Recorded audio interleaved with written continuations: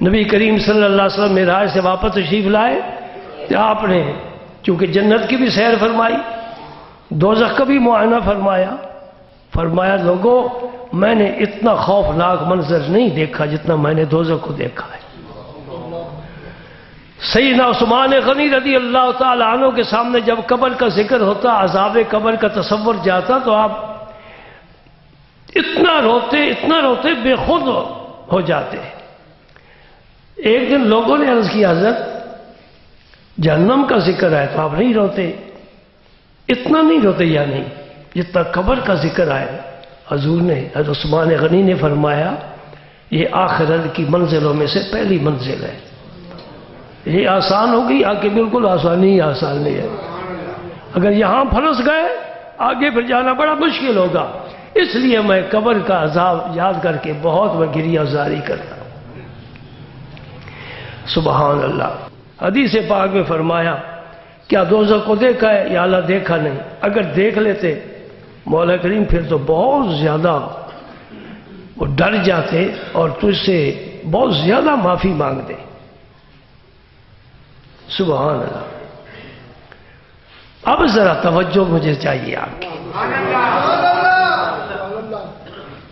ابھی تک تو ہم دودھ میں مدھانی ڈال کر رڑک رہے تھے، اب مکھن نکلنے کا وقت آ گیا۔ حدیث پاک اب ختم ہو رہی ہے، آخری بات سنو، تمہارے ایمان میں بہار آ جائے گی۔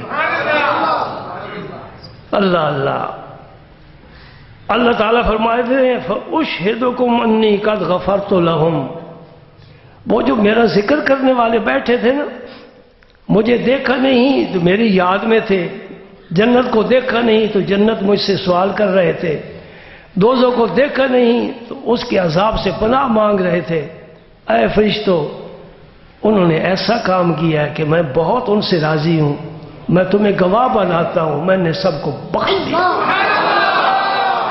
میں نے سب کو معاف کر دیا ہے۔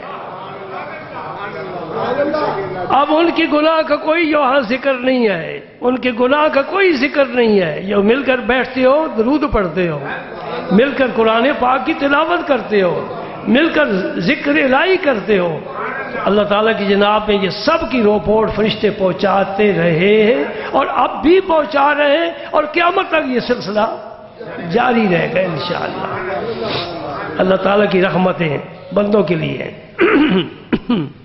اس لیے میں نے کہا تھا پھر دوہرا دیتا ہوں، بعض نئے ساتھی ہوتے ہیں، بعض پرانے ساتھی بھول جاتے ہیں، تو سبق دہرانا چاہیے۔ ہر گھر والوں کو دو کام مل کر کرنے چاہیے، ہر فیملی میں دو کام، ایک کھانا مل کر کھانا چاہیے، الگ الگ نہیں کھانا چاہیے، جو بھی نہیں آیا اس کا انتظار کرو۔